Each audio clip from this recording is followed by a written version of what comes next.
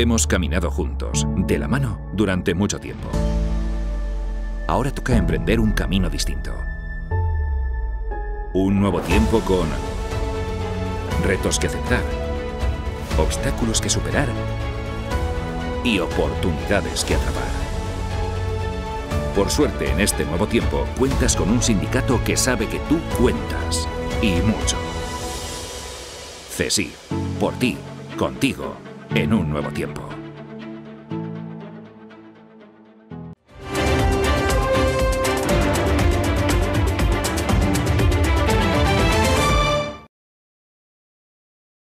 Buenos días a todos y muchas gracias por asistir a esta comparecencia que tiene por objeto darles cuenta de los contactos que la semana pasada tuve tanto con la ministra de Defensa, la señora Robles, como con el ministro de Presidencia, señor Bolaños, con motivo de la visita que ambos realizaron a nuestra ciudad.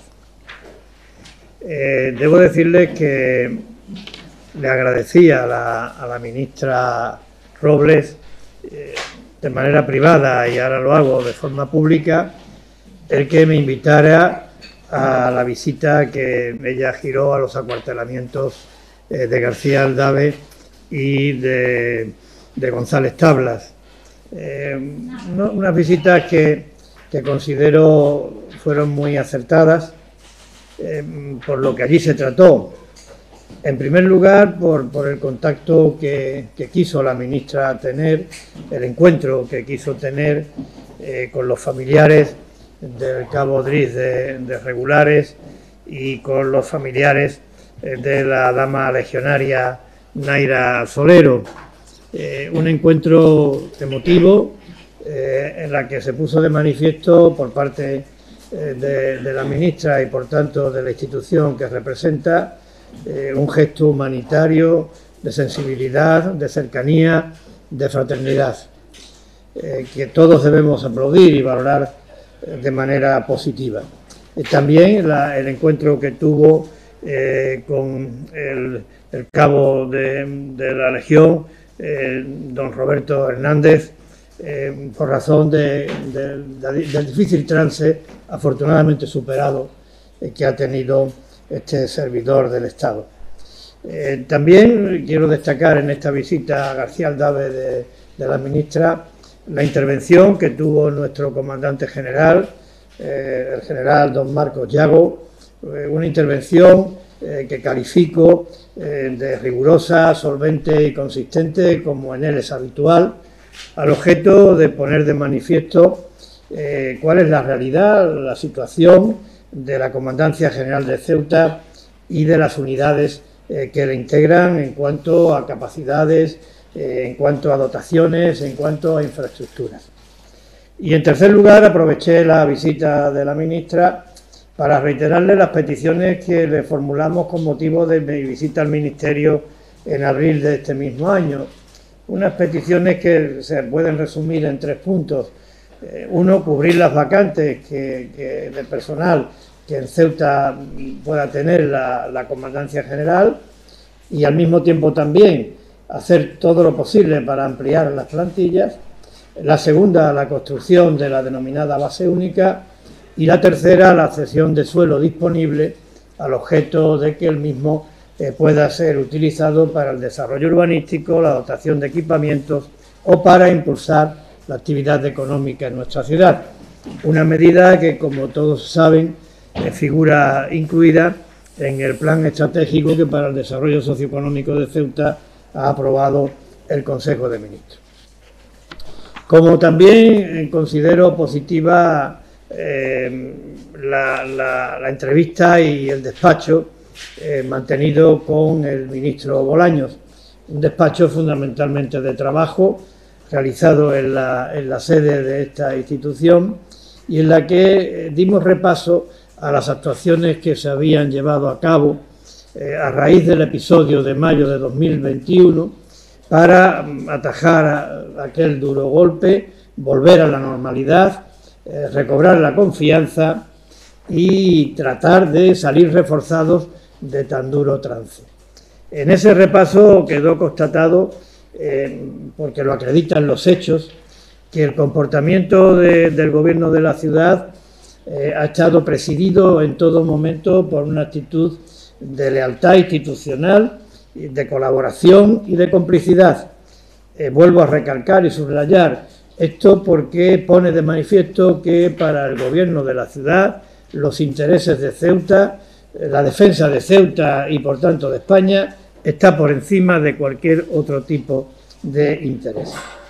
Y al mismo tiempo aproveché la ocasión para decirle al ministro que el cumplimiento de ese objetivo, que para nosotros es fundamental, de salir reforzados del difícil trance que hemos vivido, de aprender la lección, debe de verse atendido dando satisfacción a determinadas prioridades, objetivos y medidas que considero absolutamente necesarias.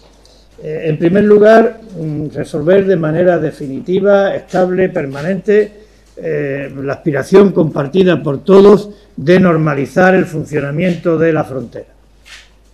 Lo he dicho muchas veces, se lo dije al ministro y hoy lo repito, nosotros concebimos la normalización de la frontera mediante la exigencia de visado para toda aquella persona que quiera acceder a España. Al margen de otras consideraciones y de otras razones, creo que esta demanda está avalada por los hechos. Si comparamos la situación que había en marzo de 2020, antes del cierre de la frontera, en la que no se exigía visado a los residentes en la provincia de Tetuán, con la situación que vivimos ahora, de manera provisional, en base a las órdenes que periódicamente se van prorrogando, en la que sí se exige visado, pues veremos que la situación es radicalmente distinta. Donde había caos y una presión que desbordaba nuestras capacidades en muchos ámbitos, ahora hay orden y control. ¿Qué quiero decir con esto? Que la exigencia de visado tiene un impacto positivo en varios aspectos. Uno, en la propia intensidad del flujo. Hemos pasado en términos aproximados de tener que atender el pase de unas 30.000 personas, algunas más de una vez en cuanto a personas, a tener 3.000 pases diarios. Evidentemente esto mejora las capacidades de nuestros cuerpos de seguridad para efectuar el debido control. Creemos que también es notable el impacto positivo que ha tenido en la asistencia sanitaria, en la educación, en el área de menores no acompañados. Creemos que ha sido positivo el impacto en el desenvolvimiento del puerto y creemos que ha sido positivo el impacto en la caída que en nuestra ciudad ha tenido la economía irregular y las contrataciones de esta naturaleza. Lo acreditan las propias cifras de las afiliaciones a la Seguridad Social. Haciendo la media anual de noviembre, la media anual de 2022, incluido el mes de octubre, en cuanto a afiliaciones a la Seguridad Social sin contemplar empleadas del hogar, es en Ceuta de 21.562 personas, mientras que en 2020 esa media era de 20.480, es decir, hay 1.000 afiliaciones a la Seguridad Social, más ahora de las que había cuando se cerró la frontera en 2020. Y en cuanto a la aduana comercial, es el otro aspecto que determinará la aspiración de una frontera con un funcionamiento normalizado. Nosotros entendemos que la aduana comercial tiene que responder a unas características convencionales. Tiene que ser una aduana convencional, una aduana entre Ceuta, por tanto España, y un país con el que Europa tiene unas relaciones preferenciales desde el punto de vista comercial, pero que no forma parte ni de la Unión Europea ni de la Unión Aduanera. Por tanto, una aduana convencional entre España y un país tercero. Creemos que la aduana comercial es necesaria y creemos que la aduana comercial es positiva, fundamentalmente por tres razones, al margen, como digo siempre, de otras consideraciones, pero tres razones desde el punto de vista del desarrollo económico. Uno, porque puede ser una alternativa reglada y ordenada al extinto comercio atípico o transfronterizo, respecto del que creo que nadie o casi nadie quiere que vuelva. En segundo lugar, porque puede favorecer, combinada con la exigencia del visado, combinada con la medida de la exigencia del visado, puede favorecer el desarrollo del turismo. Y en tercer lugar, porque también puede abaratar el coste de aprovisionamiento en Ceuta de determinados productos que sean importados procedentes de Marruecos. En consecuencia, una medida positiva que esperemos se culmine y una aduana que, insisto, debe de ser una aduana convencional. En segundo lugar, le dije al ministro que junto con este tema relativo a la normalización del funcionamiento de la frontera, también nos parecía urgente y necesario el poner en marcha el plan estratégico aprobado por el Consejo de Ministros. Y a estos efectos debo decirle que el próximo día 24, el próximo jueves, se constituirá la comisión de seguimiento de este plan estratégico. Por parte del Gobierno de la ciudad estará presente en esa comisión de seguimiento la señora vicepresidenta, la señora Deu, y el señor director general de la vicepresidencia, el señor Bendayán. Tenemos muchas expectativas puestas en este plan estratégico y hay que echarlo a andar. De manera eficaz. Existen elementos que van a facilitar el trabajo. El plan contempla hitos, el plan contempla calendario, el plan contempla indicadores. Es cuestión de trasladar la metodología correspondiente de trabajo al cumplimiento de esos hitos, de esos indicadores y de ese calendario. A mí me gustaría referir lo que le dije a la ministra de Política Territorial en su visita a Ceuta y cuando lo presentó. ¿Cuáles son para el Gobierno de la ciudad, dentro del plan, las medidas prioritarias? Ya he hablado de la aduana comercial, ya he hablado de la cesión de suelo de defensa y el margen del cable submarino de conexión eléctrica al que me referiré luego. Pues creo que es importante el que Ceuta se convierta en una ciudad referente de la formación profesional.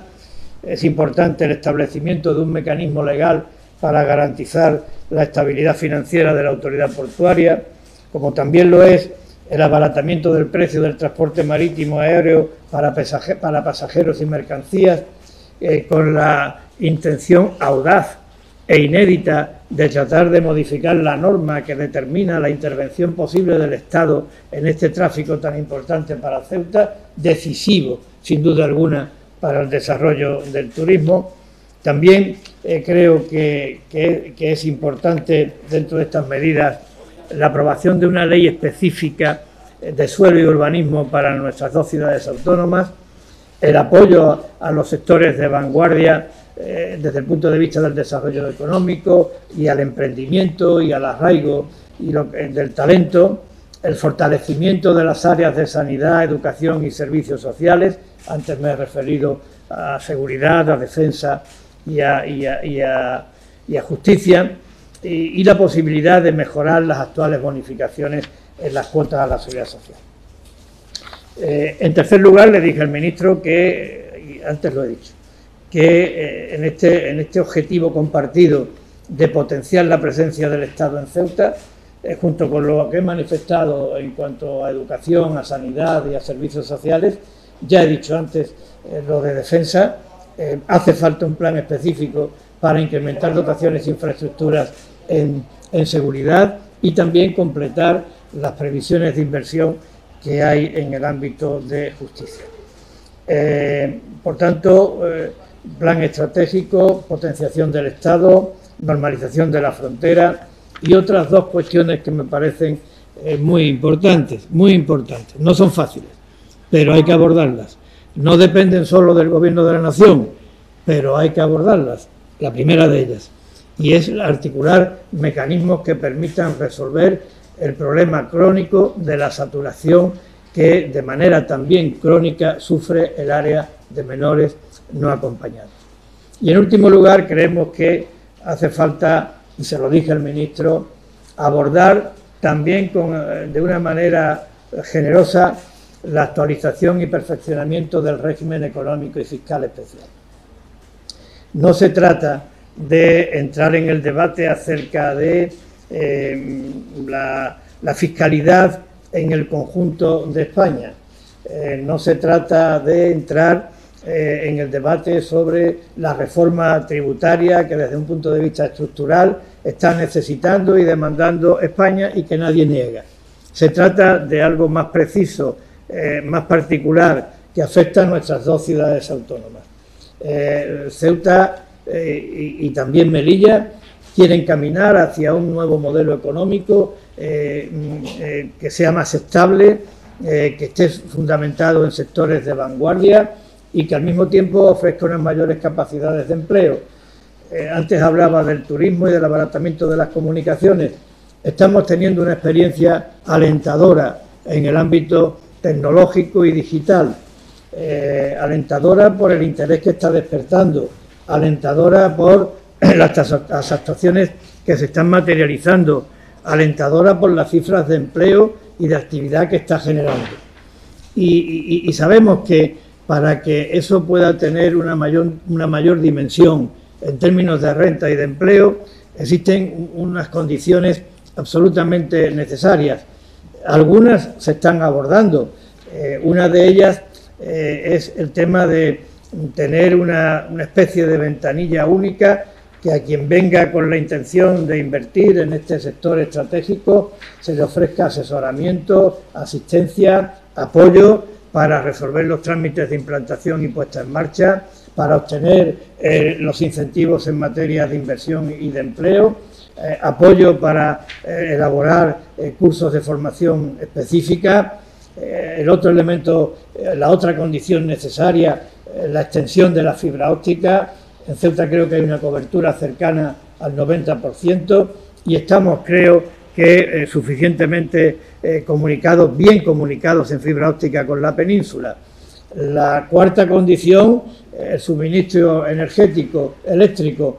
La industria digital consume más energía que la industria convencional.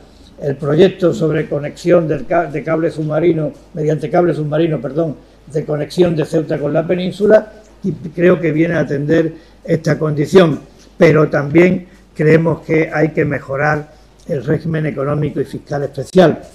Se han tomado iniciativas muy importantes en lo que se refiere a la tributación específica sobre el juego online y han dado sus frutos. Se ha revisado la legislación del IVA para favorecer este sector y ha dado sus frutos. Y ahora estamos apostando decididamente, y se lo dije al ministro, por la modificación del artículo 33 del impuesto sobre sociedades, de tal manera que se aumente la bonificación, el incentivo en ese impuesto, siempre que venga acompañado de la creación y mantenimiento de empleo en Ceuta. Por cada puesto de trabajo que se cree en Ceuta, mayor bonificación en el impuesto sobre sociedades, aun cuando la sociedad no resida en Ceuta y en Ceuta no se cierre el ciclo mercantil completo, pero sí, y esta es una condición inexcusable, que se cree y se mantenga el empleo. Esto fue lo que traté con los ministros y ahora estoy a la entera disposición de ustedes para las preguntas que quieran hacer.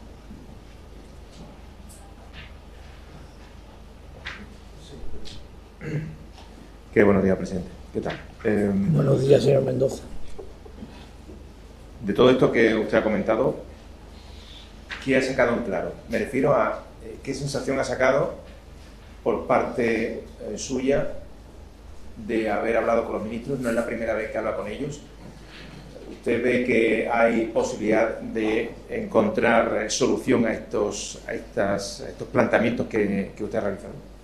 Sí, yo creo que sí. Yo encontré receptividad y no hubo ninguna postura que cuestionara la oportunidad y conveniencia de estas medidas, ni tampoco la prioridad de las mismas. Y al mismo tiempo, como digo, percibí receptividad por parte de los ministros.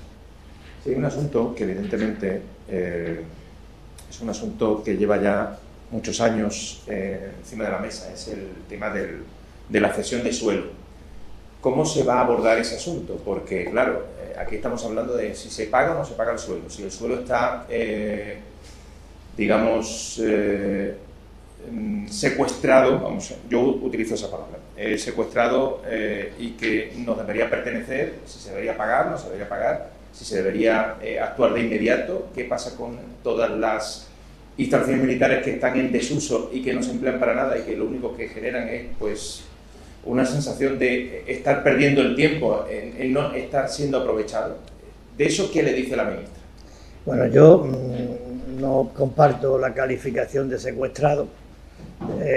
Sí creo que está en desuso y lo que yo interpreto, señor Mendoza, de la lectura de la medida correspondiente que figura incluida en el plan estratégico es que va a haber una aportación por parte de los presupuestos generales del Estado por un importe, me parece recordar que aproximadamente de 69 millones de euros, no sé si son 59 o entre 59 y 60 millones de euros, le hablo de memoria, y que por tanto los presupuestos generales del Estado retribuirán al Ministerio de Defensa para que el Ministerio de Defensa ponga ese suelo a disposición de los tres objetivos que yo le he dicho. Un objetivo es el desarrollo urbanístico, otro objetivo es la dotación de equipamientos y el tercero el impulso de la actividad económica. Los actores que vayan a intervenir en la activación de esos tres objetivos pues dependerá de si es iniciativa privada o si es iniciativa pública. Pero será el Estado el que sufrague el correspondiente coste para que el Ministerio de Defensa también cuente con los recursos necesarios y de esta manera se cumpla con la ley que establece cuáles son las condiciones en las que el Ministerio de Defensa puede transmitir, puede enajenar su patrimonio. Dicho esto, lo que también quiero decirle es que el Gobierno de la ciudad lo que aspira es que haya una mayor presencia del Ministerio de Defensa en Ceuta. Es decir, que dentro de ese dibujo, de ese diseño, de esa expectativa de mayores dotaciones para equipamiento, también estamos pensando en el Ministerio de Defensa. Es decir, también estamos pensando en equipamientos y dotaciones que hagan más atractivo el destino de Ceuta para nuestros militares. Ceuta es, ha sido y será una plaza militar y queremos que ese carácter se refuerce. Lo quieren los ceutíes, lo acredita la historia y creo que es un elemento consustancial, característico de nuestra ciudad. Por tanto, desafectación de suelo, cesión de suelo para los aprovechamientos que les digo y al mismo tiempo una mayor presencia del Ministerio de Defensa en nuestra ciudad, tanto en dotaciones como en infraestructuras. O sea, para que quede claro, la ciudad no pondrá en principio ni un euro en ese sentido, por lo que le han dicho. Yo interpreto que la financiación de los 350 millones del plan estratégico para el desarrollo socioeconómico de Ceuta, aprobado por el Consejo de Ministros, que sin contar la actuación relativa al tendido del cable submarino, que creo que son 221 millones de euros, por tanto estamos hablando de una inversión de 500 millones. Esta inversión creo que tiene tres fuentes de financiación según el propio plan. Uno son los presupuestos generales del Estado, otros son los fondos europeos para la recuperación y otro es el de los fondos estructurales, los de siempre, el FEDER y el Fondo Social Europeo. Por tanto, ahí no se contempla financiación de la ciudad. ¿De dónde puede proceder esos 60 millones que serán las tasaciones correspondientes del suelo disponible por parte de Defensa? De los presupuestos generales del Estado. Buenos días, presidente. Buenos días. Le quería preguntar por una cuestión concreta, que es esa que tiene que ver con la exigencia del visado, que ha sido una cuestión que el Gobierno de la ciudad lleva poniendo sobre la mesa desde el principio. Hasta ahora estamos viviendo con esas prórrogas. No sé si el ministro le pudo dar una fecha respecto a cuándo podremos tener una certeza de qué va a suceder, especialmente porque a día de hoy lo que hacemos es vivir pendientes del BOE y si se prorroga la exigencia o no. Tiene mucha razón. Precisamente yo lo que le pedí al ministro y cada vez que tengo un contacto con algún ministro hago lo mismo, pues es que esta situación de provisionalidad, califiquémoslo así, ¿no? En cuanto a que son prórrogas continuadas las que se vienen llevando a cabo. La próxima termina el día 15 de diciembre, pues lo que queremos es que esto sea algo estable y permanente. Y entendemos que la experiencia vivida de esta situación de provisionalidad es el principal aval para justificar el que se convierta en algo estable y permanente. ¿Cuándo va a ser? No le puedo decir, ni tampoco el ministro me lo dijo. Yo quería preguntarle por la reforma del impuesto de sociedades. Es una petición que ya ha planteado el Gobierno de Madrid y no parece que el Gobierno central esté muy dispuesto a concedérsela. ¿Qué expectativas tiene usted a ese respecto? Bueno, yo tengo las mejores expectativas de que esto se consiga. Digo las mejores expectativas en función de la contundencia del argumento. Ya de la voluntad de los demás yo no puedo hablar. Pero es que estoy convencido de que es algo necesario. Porque se dan varias circunstancias. Se ha demostrado que el REF sigue siendo una herramienta útil, un pilar esencial para contrarrestar lo que nadie duda, que tanto en Ceuta como en Melilla se dan una serie de condicionantes, una serie de riesgos, una serie de amenazas que no tienen parangón en el resto del territorio nacional. La experiencia que hemos tenido con la implementación en Ceuta y desarrollo de las actividades digitales y tecnológicas acredita que la herramienta es eficaz, que cuando se pone encima de la mesa es uno de los factores más determinantes de ese ecosistema atractivo que Ceuta genera para la inversión. Y en tercer lugar, la posibilidad que Ceuta tiene de generar deslocalizaciones de la península hacia Ceuta es muy limitada porque nuestro territorio es también limitado. Y en cuarto lugar, no estamos pidiendo ficciones. Es decir, no estamos pidiendo que haya un atractivo fiscal en Ceuta derivado de actividades que figuren nominalmente en Ceuta, pero que no generen riqueza en Ceuta, no. Estamos vinculando el beneficio a que haya empleo y por tanto actividad en Ceuta. Y claro, es que tenga en cuenta que nos estamos dirigiendo también a un núcleo o a un ámbito potencial de empresas que les cuesta mucho trabajo el trasladar a Ceuta su sede social o incluso cerrar el ciclo mercantil completo. En Ceuta, para entendernos, supongamos una entidad financiera que tenga una sección dedicada a eso que se llama ahora data center, al manejo y el tratamiento de datos. Bueno, no le vamos a obligar a esa entidad financiera a que cierre todo su ciclo mercantil en Ceuta y a que traslade su sede en Ceuta. Basta con que nos traiga el data center a Ceuta para que con los empleos que genere ese data center pueda bonificarse en su impuesto sobre sociedades. Algo tan sencillo como esto. Es verdad que este planteamiento lo estamos haciendo en un contexto en donde la fiscalidad y la corresponsabilidad fiscal se ha situado en el epicentro del debate político nacional. Yo no puedo vivir al margen del mundo. Esto es así, pero por eso yo pretendo y procuro convencer de que lo nuestro no tiene nada que ver con eso, que hay que apartarlo, que estamos hablando de otra cosa. Voy a retomar la pregunta que le hacía la compañera respecto al visado, porque decía que había encontrado receptividad por parte del ministro en cuanto a todas las cuestiones que le plantea. El visado al final obedece a no volver a esa excepcionalidad Schengen y por tanto es un asunto que depende del gobierno de la nación y que debería ya estar dando pasos. Si las prórrogas iban a 2 meses, nos hemos quedado en 1 mes, entiendo que quizá pueda haber algo cercano que sea o volver o no volver y algo le debería haber comentado. Y respecto a la aduana, le comentaba también que quería una aduana convencional. ¿Obedece al planteamiento de aduana que se proyecta, bueno, o que se ha deslizado que se va a instalar en el Tarajal, en teoría, próximamente? Y si le han dado ya una fecha exacta o aproximada de cuándo empezaría a funcionar. En cuanto al visado, creo que de manera atinada usted lo relaciona con la actual excepción a Schengen. Yo quiero decirle, a título de breve comentario, que Ceuta es territorio Schengen. Eso que no se dude. Sí voy. Pero que Ceuta es territorio Schengen.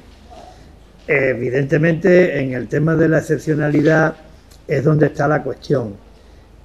No me han dado ninguna fecha, pero yo tengo conocimiento de que el Gobierno está trabajando en cómo abordar la cuestión. Ahora mismo las resoluciones que se están adoptando, en virtud de las cuales se exige visado, sabrá usted, conoce usted perfectamente que están argumentadas por razón de índole sanitaria, razones de índole sanitaria y la pandemia. Por eso queremos que esto se sustituya por algo estable y permanente. Pero para sustituirse por algo estable y permanente habrá que revisar la excepción. Y para revisar la excepción a Schengen, que tiene 3 elementos característicos, que no se los voy a repetir porque usted lo conoce, pero para revisar la excepción, pues hace falta conocer cuál es el procedimiento jurídico que requiere esa revisión. Todo el mundo considera que la excepcionalidad forma parte de lo que en el ámbito jurídico y diplomático del derecho internacional se denominan declaraciones particulares. Ahora hay que saber cómo se modifica una declaración particular y en eso están trabajando los servicios jurídicos del Ministerio de Exteriores, del Ministerio de Interior y por tanto hay que darles el margen de tiempo necesario para que se produzca una resolución consistente. Se me ha olvidado lo que usted me ha preguntado de la aduana comercial. Había comentado que le dijo al ministro que, bueno, o que le exigía una aduana. Seguía. Yo no sé, usted sabe que yo le planteaba una aduana convencional. Si obedece ese planteamiento de aduana convencional al proyecto que en teoría ya han comenzado la obra en el Tarajal, al menos el proyecto que se ha comentado que se va a hacer como una aduana más bien de ámbito regional y no algo más grande que tiene limitaciones, por ejemplo, en el paso del transporte. Yo cuando he dicho aduana comercial también me estoy refiriendo de una manera indirecta y quizás, si se me permite la licencia, pues con algo de atrevimiento, a que yo no conozco en el derecho comparado qué significa una aduana regional. Yo he oído aduana regional, pero tampoco soy un especialista, ¿eh? Ahora, de lo poco que sé, yo no sé lo que es una aduana regional. Yo sé lo que es una aduana comercial o lo que no es una aduana comercial. Ahora, una aduana regional no sé lo que es. Lo que sí intuyo es que una aduana comercial puede tener más movimiento o menos movimiento. Y para que tenga más o menos movimiento, eso depende de las capacidades, de las infraestructuras y de la logística, que pueden ser tanto públicas como privadas. Las infraestructuras de índole pública, el Gobierno de la Nación las va a poner en marcha porque tiene aprobado un proyecto y creo que fija como fecha el propio plan de desarrollo socioeconómico el mes de enero del próximo año 2023. Hombre, si no es en enero y es en febrero, pues bueno, cuando se terminen las obras, ¿no? Luego sé que hay conversaciones con Marruecos porque, claro, esto es cosa de dos. La nuestra sabemos, la nuestra la conocemos, España fija una fecha, pero ahora hay que tratarlo con Marruecos. Y también supongo, intuyo, que esa evolución en cuanto al volumen de los tráficos comerciales que pasen por el Tarajal va a depender de cómo vayan evolucionando esas capacidades de infraestructuras y logísticas. Pero otra cosa yo no entiendo, que es una aduana comercial por la que sea libre importar y exportar todo tipo de mercancías que formen parte del tráfico comercial lícito y reglado. Eso sí, pagando los correspondientes aranceles y pagando los correspondientes tributos. Dice que tiene conocimiento de que, bueno, todos lo sabemos que hay contactos con Marruecos. ¿Qué le transmitió el ministro? ¿Cómo van esos contactos y esas relaciones? ¿Avanzan? Sé cuál es la posición de España. La posición de España es apostar por la aduana comercial de ninguna otra manera. Y además yo, desde mi modesta impresión, creo que es lo que está acordado, recogido en la declaración conjunta de 7 de abril, formulada entre los reinos de España y de Marruecos. Por tanto, creo que cumplir con esa declaración significa el establecimiento de una aduana comercial de carácter convencional. Y sé que esa es la aspiración del Gobierno de España. No le puedo hablar de lo que piensan en Marruecos. Sí, continuando con este asunto, hoy el ministro de Exteriores se reúne con su homólogo en el FED, si no me equivoco, y el próximo jueves lo hace en Barcelona. ¿Usted espera que de esas dos reuniones se pueda sacar a luz de una fecha más aproximada, o al menos tener definido cómo va a ser esa frontera, cómo va a funcionar esa frontera y esa aduana comercial? Sí, yo espero que de esas reuniones se produzcan avances y que vayamos despejando las incógnitas que todos tenemos en el asunto. Buenos días, presidente. Buenos días. Habéis comentado, tanto tú como la consejera de Hacienda, Cristian Ditamani, y otros miembros del Ejecutivo, la necesidad de que al final Ceuta mire a la península y al resto de Europa y que solvente un poco esa dependencia del país vecino. No sé si más allá de la apuesta por la tecnología y estas medidas como la modificación del impuesto de sociedades, si el Gobierno trabaja en otras líneas de actuación para no fiarlo todo a un ámbito como el ámbito tecnológico. Bueno, yo creo que el planteamiento de un nuevo modelo económico para Ceuta es un planteamiento que tiene varios sectores considerados estratégicos y en los que se puede soportar. Uno de ellos, como ha citado y creo que está acreditando la realidad, es el ámbito tecnológico y digital.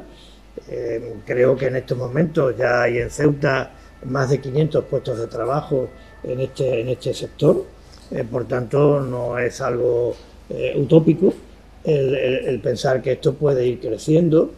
El interés que ahora se está despertando otros ámbitos, como es el de los videojuegos o como es el data center o el call center, es algo, una realidad también tangible y palpable, por tanto ahí se tiene que apostar.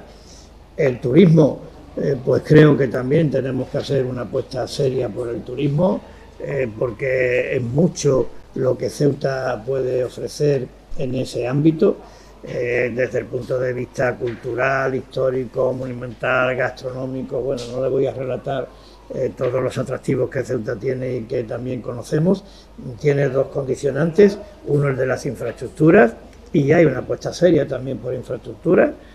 Hemos hablado de la necesidad de un nuevo puerto deportivo, por citarle una de ellas, y luego también por romper, vencer las barreras que disuaden la avenida Ceuta por razón de los precios del transporte marítimo, ¿no? Bueno, en el plan estratégico se contempla atajar el problema de raíz. Consideramos que la causa de por qué tenemos unos precios tan altos es porque la norma que regula la posibilidad de intervención del Estado en el tráfico no es la adecuada. Y hay un propósito de constituir un grupo de trabajo para cambiar esa norma. En la economía del talento, bueno, estamos diciendo que Ceuta se convierta en un referente nacional de la formación profesional. Yo creo que ahí me parece que tenemos otro ámbito importantísimo. Y en cuanto al comercio, el apoyo propio del turismo, más esta cuestión de la aduana comercial, que nunca concebimos como el monocultivo económico para Ceuta, sino como un añadido más. A eso sumémosle el ámbito de los servicios, con todo lo que ello puede significar, desde la perspectiva de atraer empresas que desde aquí, con las nuevas tecnologías, superen los condicionantes de la separación física, con unas buenas conexiones vía fibra óptica con la península y con todo un continente por desarrollar. A eso hablemos de la economía verde. No lo contamos todo, pero porque no queremos generar falsas expectativas, pero a la ciudad han llegado proyectos para un aprovechamiento integral de nuestros residuos de tal manera que faciliten el desarrollo endógeno, la creación de empleo y contribuyan a limitar el número de emisiones, o la cantidad de emisiones, perdón, de CO2. Y como complemento de todo eso, el pilar de siempre, de toda la vida, el puerto, que se ve ahora mismo en una posición también de revitalización y de expectativas favorables, yo creo que inequívocas, tanto desde el punto de vista como lugar de emplazamiento para actividades relacionadas con todos estos sectores que le estoy diciendo, como también desde el punto de vista de una nueva legislación reguladora del funcionamiento financiero del puerto, que también lo convierta en una excepcionalidad dentro del conjunto de puertos de España, por razón de las especificidades que aquí concurren. Yo creo que el plan acerca de dónde puede estar, en qué puede residir ese objetivo, esa expectativa, esa ilusión, esa esperanza por tener un modelo económico estable, sólido y con capacidad para crear empleo, no es ninguna ficción, no es ninguna utopía. Nos lo tenemos que creer nosotros, pero tenemos elementos objetivos suficientes para que nos lo creamos. Presidente, una última pregunta por ahí. Has comentado evidentemente la importancia que tiene, pues, a la hora de atraer al turismo exterior el precio del transporte marítimo. ¿En algún momento tanto usted como su equipo de gobierno se ha planteado municipalizar esa conexión marítima con Algeciras? Es que creo que no sería posible de entrada, ¿no? Porque uno puede municipalizar o gestionar de manera directa los servicios que son de su competencia. El transporte marítimo no es un servicio de competencia de la ciudad. Y nosotros no creemos que eso sea así, es decir, no creemos y además no creemos que sea bueno. Lo decimos de manera abierta. Se me ha olvidado del transporte aéreo y es muy importante, porque en ese ecosistema de Ceuta, al que antes me refería, para desarrollar todos los sectores que anteriormente he relatado, el tener una conexión con Málaga en 30 minutos es fundamental. Ceuta quiere en el ámbito tecnológico establecer una alianza estratégica con Málaga. En Málaga reside el parque tecnológico más importante que hay en España. Entonces, Ceuta puede ser un complemento de eso, porque desde aquí podemos ofrecer unos atractivos fiscales, no para sustituir a Málaga, sí para complementar a lo que desde Málaga se hace. En eso y en otros muchos ámbitos, digitales, tecnológicos, portuarios, estamos a 30 minutos. Y eso es importante para que las personas que tienen que tomar decisiones sepan que están a 30 minutos de una de las zonas más dinámicas del conjunto de España y probablemente de Europa. Pero volviendo al transporte marítimo, la municipalización creo que no es posible porque no es un servicio de competencia de la ciudad. Y porque creo que hay otras fórmulas que pueden ser más válidas. Se trata fundamentalmente de hacer compatible la eficacia, la eficiencia y la calidad en el servicio. Es una obviedad que en Ceuta las rotaciones pues no están distribuidas de una manera racional desde el punto de vista económico. Creo que eso lo compartiremos todos. Aquí hay veces que sale un barco a la misma hora o con una diferencia de media hora. Pues a lo mejor se trata de procurar establecer menos rotaciones, por tanto menos costes de funcionamiento y que ese menor coste de funcionamiento se repercuta en el precio, invirtiendo lo mismo que invierte ahora el Estado en el ámbito de la bonificación. Es decir, que pudiéramos tener una misma tarifa barata para residentes y para no residentes. No es ninguna utopía. Nosotros nos hemos puesto a hacer números desde hace tiempo y salen los números. Se puede mantener el equilibrio financiero del transporte con la contribución, con la aportación que hace el Estado y poniendo las tarifas que ahora pagan los residentes para todo el mundo.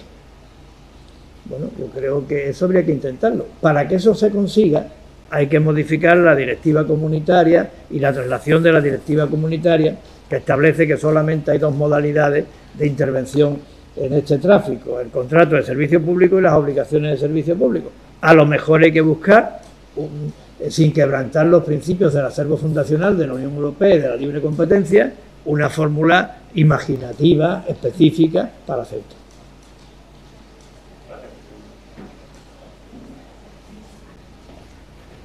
Muy amables, muchísimas gracias.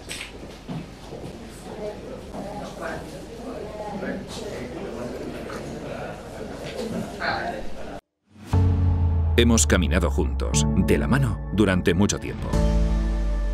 Ahora toca emprender un camino distinto. Un nuevo tiempo con retos que aceptar, obstáculos que superar y oportunidades que atrapar. Por suerte, en este nuevo tiempo, cuentas con un sindicato que sabe que tú cuentas, y mucho. CESIF, por ti, contigo. en un nuevo tiempo.